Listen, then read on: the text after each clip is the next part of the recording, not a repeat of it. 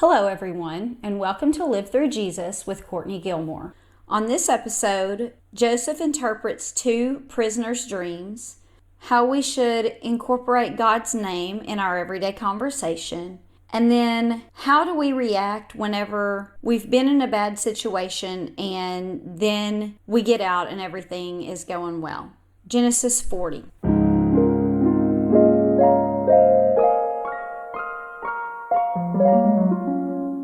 Now, just as a quick side note, I'll be reading all the scripture references for you, so you're free to just sit back, listen, and absorb, or you can grab your Bible and read along. Most of the time, I'll be reading from the New King James Version, but if I switch, I'll let you know. At the beginning of each episode, I'll introduce the title, so if you want the entire study in writing, you can go to livethroughjesus.com and buy it for under $5. Each one will cover 2 to 3 months worth of episodes, and once you buy, then it'll be immediately available for download. In addition to a little extra studying, it also allows you the benefit of some charts and keyword definitions, but it isn't necessary. Okay, so let's get started.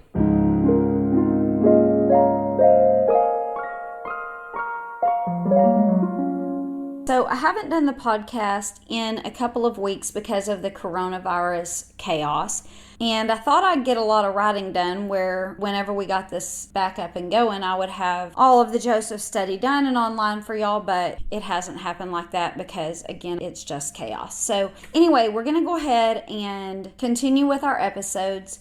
I do want to remind you about what we talked about the last time. Now, Joseph's brothers had sold him into slavery, and he was sold to a man named Potiphar, who was an officer of Pharaoh's guard. And God was with him while he was in Potiphar's house, and Potiphar put him in charge of his entire household because he had so much favor on Joseph. But Potiphar's wife also favored Joseph, and she wanted him to sleep with her, and he refused, and so she cried rape, and Potiphar threw him into prison. Now, if you happen to miss that episode, you might want to go back and listen to it because we did talk about God's favor on Joseph, even though he was suffering in slavery. And then we talked a lot about false accusations and kind of what to be aware of in relationships. And then we ended with talking about God having a plan. You know, what's he doing in the midst of suffering? That had a lot of good life lessons in it, a lot of good biblical information about what to do whenever you're in a hard time, and just a little bit of encouragement about trusting God in those times. And so if you happen to miss that one, you will want to go back, especially if you're listening in real time right now because of all of the things that are going on in the world right now and how the whole country is in a hard time right now. So anyway, now we're going to move on and see what happened to Joseph after he was thrown into prison. Now, I'm going to back up just a little bit because I want you to remember what state he was in whenever he was in prison. And so we're going to begin reading in Genesis 39:19. And it says, "So it was, when the master heard the words that his wife had spoken to him and said, 'Your servant did to me after this manner,' that he was angry. And Joseph's master took him and put him into the prison, a place where the king's prisoners were confined. And he was there in prison, but the Lord was with Joseph and showed him mercy, and he gave him favor in the sight of the keeper of the prison. And the keeper of the prison committed to Joseph's hand all of the prisoners who were in the prison. Whatever they did there, it was his doing.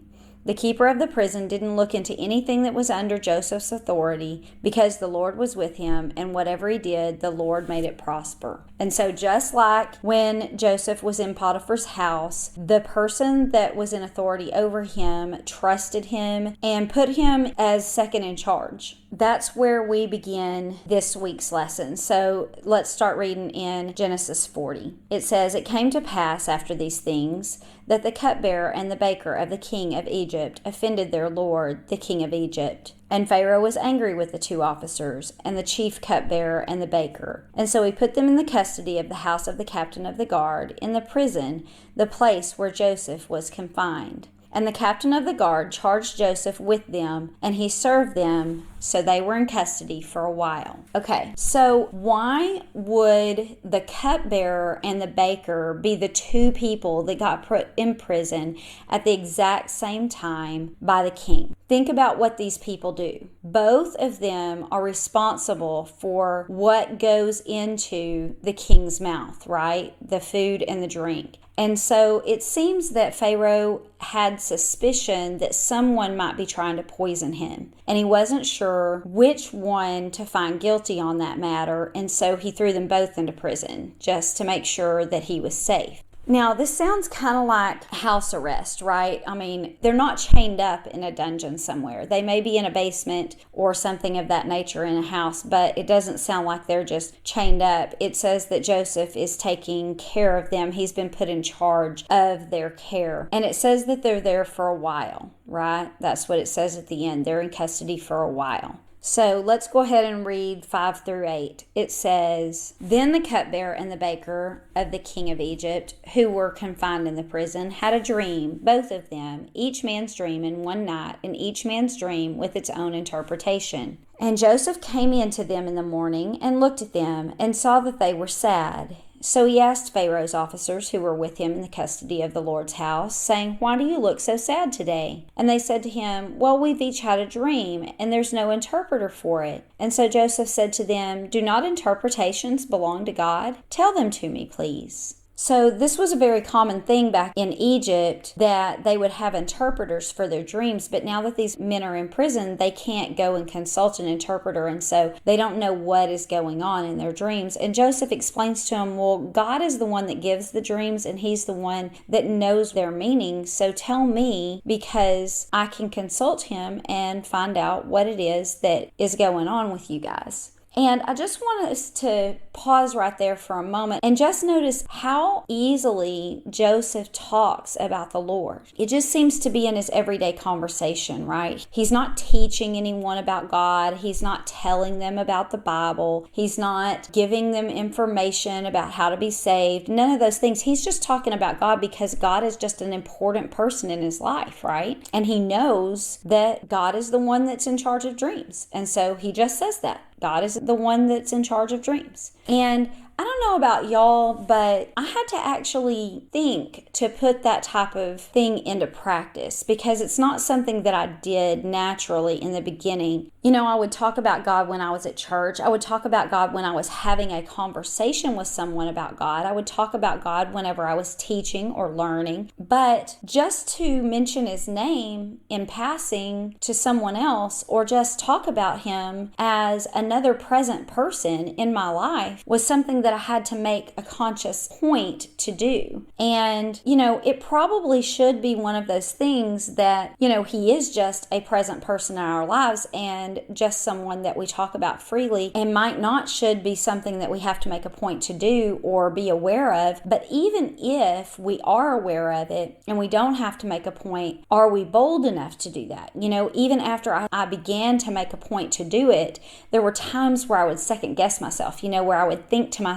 I don't even know this person. I don't know if they're a believer or not. You know, to mention God is kind of a risky thing to do, which is really odd because we don't have any real repercussions for that, especially I didn't. But, you know, when I first began just talking about him, I would just say things like, oh, that's a beautiful sky that God made. Or, you know, I wish it rained like it did before the flood and it just seeped from the ground because I hate the rain, you know, stuff like that. That's the first types of things that I began to just incorporate into my everyday conversation. But then as time was going on, I would think those things and think, am I really going to say that, you know? And we just have to decide that, yes, we are. We're just going to go ahead and say those things because, you know, I'm always comforted as a Christian whenever I hear someone else do that, because I'm like, oh, you're a Christian. Okay, great. Now I can talk with you more freely. And if they're not a Christian, maybe it will bring up conversation that you can talk to them about God. And that's so much easier, right? It's so much easier to say, you know, what a beautiful sunset that God made, as opposed to saying, let me tell you about God, you know, let me explain the gospel to you. But it's an opening, right? So we can do that after we make those statements. Then it may open up a conversation where it would be less awkward for us to have a deep conversation with another person about God. So that might be the case. It might be the case that it opens absolutely nothing up, but it makes a person think, or it may have absolutely no effect on them whatsoever. But either way, the chances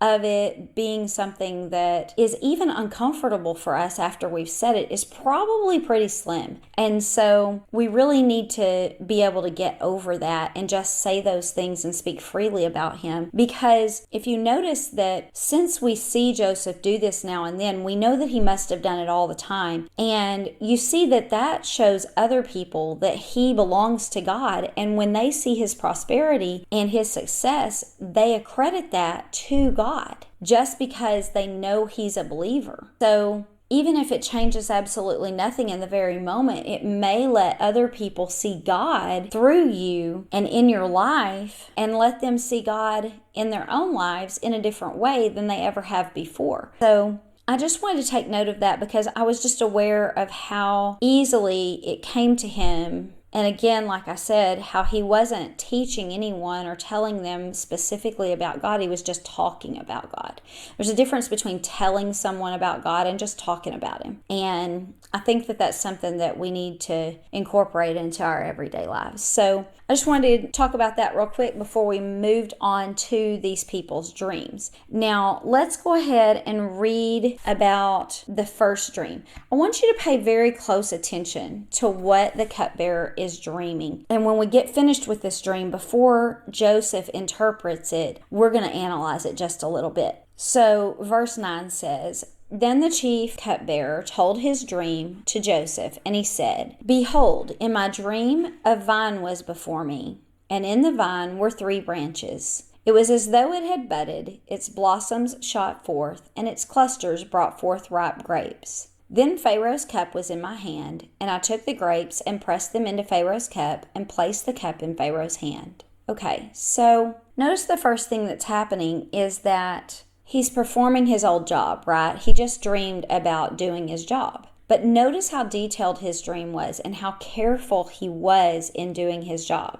Does this sound like a man that is poisoning the king? Notice how he watches the grapes grow, basically. He says they budded and then they blossomed and then they had clusters of ripe grapes. He knew exactly where this wine came from. And then he pressed it himself. And then he took the cup personally to the king himself. So he knew exactly where the wine came from. And he did not allow it to touch anyone else's hands, right? It was just him from literally the moment that it was made, taken directly from nature, not from another person. He didn't pour this out of a cup. And then he didn't hand it to a servant to take to the king or anything like that. He took it directly to the king. So it would be very difficult for this to be poisoned because he took that much care in giving this to the king. Okay, so let's see Joseph's interpretation. Beginning in verse 12, it says, "And Joseph said to him, 'This is the interpretation. The 3 branches are 3 days. Now within 3 days, Pharaoh will lift up your head and restore you to your place, and you will put Pharaoh's cup in his hand according to the former manner as when you were his cupbearer.'" So Joseph said the 3 branches represent 3 days. In 3 days, he's going to lift your head in honor and restore you to your rightful place. You're going to do this for him again. You're going to serve the king again. Now let's read on. In verse 14 it says, "But remember me when it is well with you, and please show kindness to me. Make mention of me to Pharaoh, and get me out of this house. For indeed I was stolen away from the land of the Hebrews, and also I've done nothing here that should put me in this dungeon." So Joseph knows 2 things from this dream: that Pharaoh is a man that is willing to free a person if he finds out that they are not guilty of the crime that they have been accused of. And he also knows that the cupbearer understands what it's like to be falsely imprisoned. And so he feels like he can appeal to the cupbearer and say, "Hey, you're about to have the king's ear. you are going to be restored and you're going to be honored, and he's going to listen to you. And we know that he already frees the guiltless, and so I need you to go to him, since you understand what it's like to be falsely imprisoned, and explain to him that I was also falsely imprisoned, and persuade him to let me out. That all makes good sense, right? Okay, so let's go ahead and move on, beginning in verse 16. It says, when the chief baker saw that the interpretation was good, he said to Joseph, I also was in my dream, and there were 3 white baskets on my head. In the uppermost basket were all kinds of baked goods for Pharaoh, and the birds ate them out of the basket on my head. So let's contrast this dream with the cupbearer's dream. Was this baker as careful about doing his job as the baker? It doesn't seem like it to me. Notice, first of all, that these baskets are on his head, so he can't even see them. He doesn't even know what's going on up there. Someone could drop something in the top of that basket that's up on his head, and he wouldn't have a clue, right? Second of all, it says there were all kinds of baked goods. So that's different than the cupbearer's dream, where he knew exactly where all of the drink came from. He saw the vine growing these grapes, and then he took these grapes and he pressed them himself and he put them in the glass, and then he held the glass in front of his body where he could see what was happening to it, and he took it directly to the king. Well, it says here that there's various different foods in this, so it kind of gives the impression that he really may not know what all's in there. It's just a bunch of food. And what happens when you just have a whole bunch of different things all in a big basket? It's pretty easy for someone to slip something in there without you having any awareness of it whatsoever, because you probably don't even know what all's in there in the first place, and you're not going to notice if there's some extra thing in there. And then lastly, he left these baskets just wide open. There's no cover on them or anything. And so the birds are just able to swoop down and get a little bite, and he seems completely careless about it.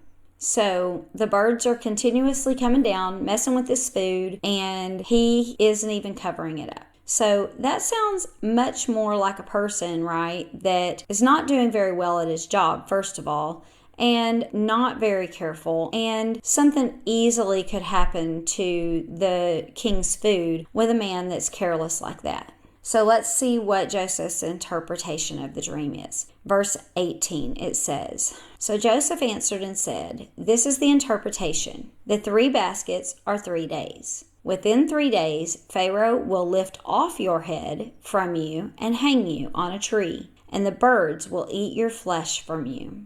Notice how it says in the first dream that the king will lift the cupbearer's head and restore him to his rightful position. And then this time it says he will lift his head off of his body and hang him on a tree. The first one, the cupbearer, his head is being lifted in honor. He's saying, hold your head up high. You've done nothing wrong. You will now be honored and restored back to your position. But the other one, his head is being lifted right up off of his body in complete dishonor. And then not only that, but instead of the birds eating the food that belonged to the king, they're going to be feeding on the man's dead body. That's not graphic, huh? And, to us, it may sound like he was hung, because it says you will hang on a tree. And so we think of a rope hanging around your neck, and like maybe somehow this guy's, neck came completely disconnected from his body or something like that. But I haven't really heard of any kind of hangings like that in the Bible. And so what I do know is that often whenever they would kill someone, they would impale their body on a stake for all of the rest of the people to see, so that they would know that this person had been dishonored and that they had been killed. And so most likely they cut his head off, and then hanging him on a tree would be impaling him on this stake like a branch of the tree that's stuck in the ground. So both of them are going to happen in 3 days, but it's going to be the complete opposite things. So let's go ahead and move on. Verse 20, it says, Now it came to pass on the 3rd day, which was Pharaoh's birthday, that he made a feast for all of his servants, and he lifted up the head of the chief cupbearer and of the chief baker among his servants. Then he restored the chief cupbearer to his position, and he placed the cup in Pharaoh's hand. But he hung the chief baker, as Joseph had interpreted to them. Yet the chief cupbearer did not remember Joseph, but forgot him. So everything happened just as Joseph said that it would. But whenever the chief cupbearer got out of prison, he did not tell Pharaoh about Joseph and did not help get him out. And, we don't really know if he even agreed to it. Joseph asked him to, but we don't know if he said, oh yes, definitely. As soon as I get out of this mess, I will definitely, tell the king about you. We don't know if that happened, but we do know that he forgot. And so maybe he just got out and he got busy and he just was busy doing his job and he didn't really think to talk to Pharaoh about it. Maybe he really didn't have all that much pull and wasn't really able to talk to Pharaoh about anything like that. He may not have been able to approach him like that.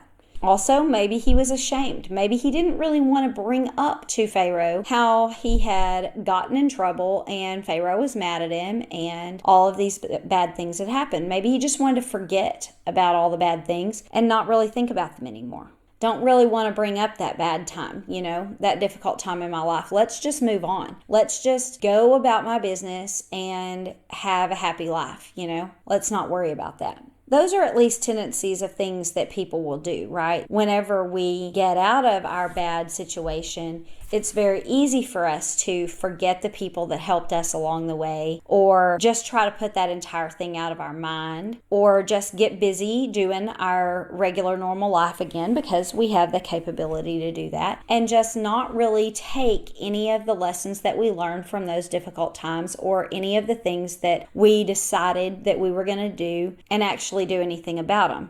Oftentimes we do make promises whenever we're in a hard situation, right? We'll say, oh, if I'll just get out of this mess, I'm going to do this and this and this. Just like if this cupbearer had promised that to Joseph, oh yes, when I get out, I'll help you. I definitely will. We'll do anything whenever we're in a bad situation to get out of it. We'll make any kind of promise. And most of the time, we really do have full intention of doing those things. But then again, we get busy or we decide that we're too ashamed or we don't want to bring it up. We just want to forget about it, whatever. But if you're Joseph, that doesn't feel very good, right? If you're the person that the promise was made to, or you're the person that had helped that other person, or you're the Lord and you really wanted that person to learn something through this difficult time, or even someone else that is close to that person that you needed them to learn something during that time and take something away from that, then it doesn't feel that great. And so even though these are natural tendencies to do, we need to be very careful of them. We need to be very careful of being unappreciative and not doing what we should during the good times because they're good. Because we don't need God, or we don't need the help of that other person, or we're just too busy and self-centered, or whatever the case may be. That's not the kind of people that we want to be. So we're just going to finish the rest of our time talking about this, about how do we act whenever we get out of the prison that we're in, whenever we get out of the difficult situation that we're in, how do we handle ourselves? Both of these verses that we're going to be talking about are found in the book of Deuteronomy. And Deuteronomy is the book that is written or spoken to the Israelites just before they go into the promised land. And so it's all of these instructions to them of make sure when you get there, do this, don't do this, remember this, those types of things. And so they're about to go into the promised land, and these are the things that they're told. Chapter 6, beginning in verse 10, it says, "So it shall be, when the Lord your God brings you into the land of which he swore to your fathers, Abraham, Isaac, and Jacob, to give you large and beautiful cities which you didn't build, houses full of all these good things which you didn't fill, hewn out wells which you didn't dig, vineyards and olive trees that you didn't plant, when you've eaten and you're full, then beware, lest you forget the Lord that brought you out of the land of Egypt from the house of bondage." And so that's kind of what he did, right? That's what this cupbearer did. He forgot Joseph when he got out of his place of bondage. Whenever he was free again and his life was back to normal, or it was good, then he forgot about Joseph.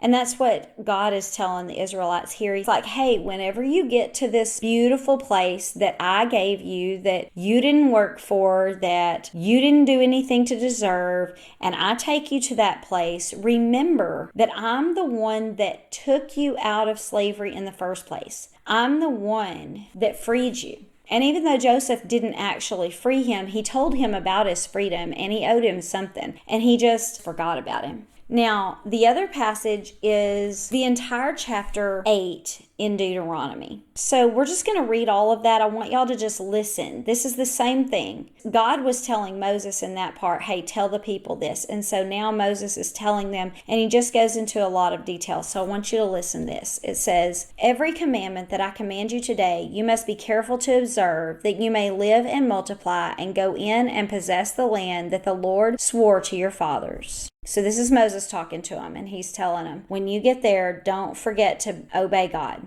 Remember that the Lord your God led you all the way these 40 years in the wilderness to humble you and test you, to know what was in your heart, whether you would keep his commandments or not. So he humbled you, he allowed you to hunger, and he fed you with manna that you didn't know, nor did your fathers know, that he might make you know that man shall not live by bread alone, but man lives by every word that proceeds from the mouth of God. And your garments didn't wear out on you, nor did your feet swell for these 40 years. You should know in your heart that as a man chastens his son, so the Lord God chastens you. So he says, hey, remember what it was like. Remember your bondage. Don't forget these hard times. Remember that God took the food from you so that you would depend upon him. Take the lessons that you learned from that time and apply them to your life whenever you have abundance. Remember the lacking so that you can appreciate the abundance and where it came from. Remember that you wandered in the desert for 40 years and your feet didn't swell and your shoes didn't wear out. How did that happen? Don't forget how hard it was and who brought you out of that. Do not forget that bad time, because you learn lessons during that time that you need to take with you in the good times. Now listen in verse 6. Therefore, you shall keep the commandments of the Lord your God, to walk in his ways and fear him. For the Lord your God is bringing you into a good land, a land of brooks of water, of fountains and springs that flow out of the valleys and the hills, a land of wheat and barley, of vines and fig trees and pomegranates, a land of olive oil and honey, a land of which you will eat bread without scarcity, in which you will lack nothing, a land whose stones are iron, and out of whose hills you can dig copper. When you've eaten and you are full, then you shall bless the Lord your God for the good land that he's given you. So do you notice this when he just keeps telling him all the good things that they're going to get whenever they get in this land? And notice how he even says you're going to have bread without scarcity, because they didn't even have bread before, and God had to give them the manna for them to have any kind of sustenance at all. And so he says, look at all of what you're going to have in this new place where you lack nothing. Before they lacked everything. They had absolutely nothing. Now they have everything and they lack nothing. So it's complete contrast. And so he's telling him, when you get into the land and you have all of these things and you have eaten and you are full, then bless God for the good land that he's given you. Praise him and give him credit for taking you out of that place of lacking and giving you abundance. Listen to verse 11. Beware that you do not forget the Lord your God by not keeping his commandments, his judgments, and his statutes, which I command you today. Lest when you have eaten and you're full, and you've built beautiful houses, and you live in them, and when your herds and flocks multiply, and your silver and gold are multiplied, and all that you have is multiplied, when your heart is lifted up, and you forget the Lord your God, who brought you out of the land of Egypt in the house of bondage, who led you through the great and terrible wilderness, in which were fiery serpents and scorpions, and thirsty land, where you had no water, who brought water for you out of the flinty rock, who fed you in the wilderness with manna, which your fathers didn't know, that he might humble you and test you to do good in the end. Then you say in your heart, my power and the might of my hand have gained me this wealth. So he says, be careful. Be careful when you get full, when you live in these houses that are beautiful and all of your herds multiply and all of your money multiplies and everything that you have multiplies. Be careful not to get proud, not to forget God who took you out of your bondage and who led you and sustained you when you had absolutely nothing. Be careful not to forget him and then say to yourself that all of these things you have because of your own ability, because you are so powerful and you are so great. Be careful not to do that, because remember, God brought you into a house that you didn't build and into a land flowing with milk and honey. Already, you didn't have to plant a thing. It is not of you. It is of him. So do not forget where you came from. Do not forget your hard times. Remember them and take what you learned from those times of how you learned to depend on the Lord. Take that and apply it to your time of abundance where you can thank him for those times. Thank him for bringing you out of that difficult time and for giving you this time of abundance. This is the last part, verse 18. And you shall remember the Lord your God, for it is he who gave you the power to get this wealth, that he may establish his covenant with you, that he swore to your fathers as it is this day. Then it shall be, if you by any means forget the Lord your God, and follow other gods, and serve them and worship them, I testify against you this day that you shall surely perish. As the nations which the Lord destroys before you, so you shall perish, because you would not be obedient to the voice of the Lord your God. And so it just says exactly what I said before. God's the one that gave you this. And if you forget and you follow other gods and you serve other gods instead of me, whenever I'm the one that's done all of these things for you, then I will let what happened to these other nations happen to you. Because if you don't want to be thankful to me for what I've given you, then you won't have it anymore. So I just think that we have to be careful, because when we're in difficult times, we do learn a lot and we do make a lot of promises to get out of those things. And we just have to be careful that when we get out, we don't forget. We do not allow ourselves to just put that time out of our mind, but we let ourselves remember who it is that got us out of that. And all of the things that were painful, so that we can appreciate what we have now, and so that we can apply all of the things that we learned in our difficult times to the good times.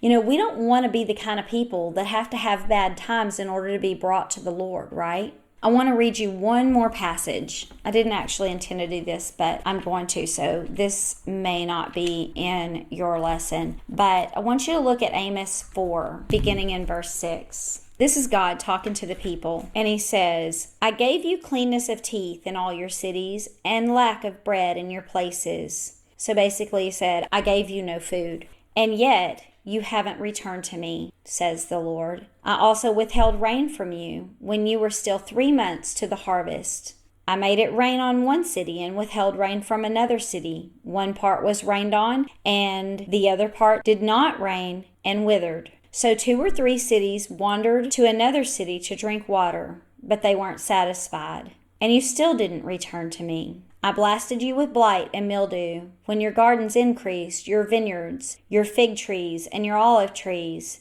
and then the locust devoured them, and you still didn't return to me. So he said, I let your food grow, but then I made the locust come and eat it, and I made things mildew. You didn't get to profit from any of it, and yet you didn't return to me. I sent among you a plague after the manner of Egypt. Your young men I killed with the sword, along with your captive horses. I made the stench of your camps come up into your nostrils, and you still didn't return to me.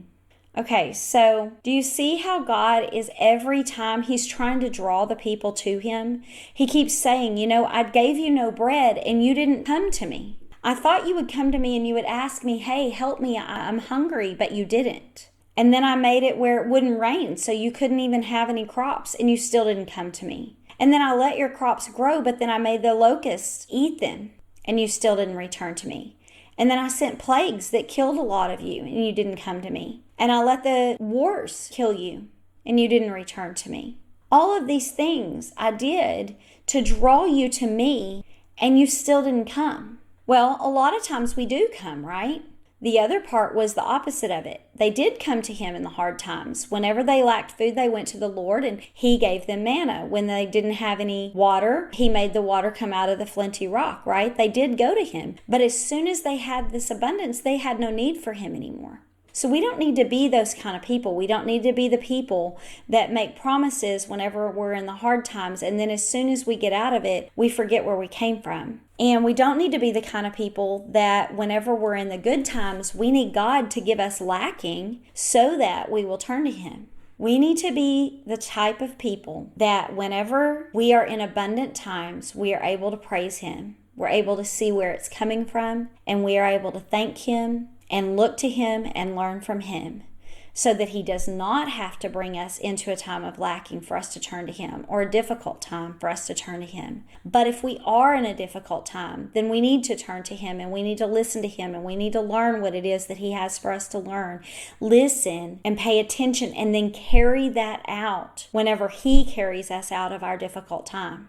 Make sure that you take the lessons that you learn from that time into your good times, so that he doesn't have to take you back to that place for you to learn that again. Don't be the kind of person that so badly wants to forget. It really is easy. When things are hard, we do just want to forget them. We just want to pretend they never happened and move on. But that is not the way God works. He uses every circumstance to grow us. He uses every circumstance to make us more like him. And so we need to take from those circumstances exactly what it is that he is using them for. Nothing is wasted with God. No circumstance is wasted. There's always a reason for the things that are happening to us. God would not allow something to happen to us if there wasn't a purpose for it.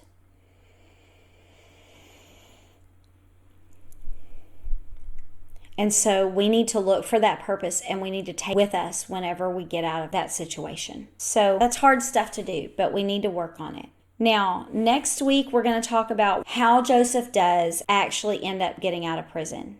And so his time of suffering is going to be over, and we're going to see God's fulfillment for his life. And so make sure that you subscribe so that you don't miss that episode. And leave me comments wherever you're listening. I'd like to know what you're thinking. Also, leave me a 5-star review if you're enjoying this. Share it with your friends. And then just make sure to join me here next week for Joseph getting out of prison. Thanks, and have a good day.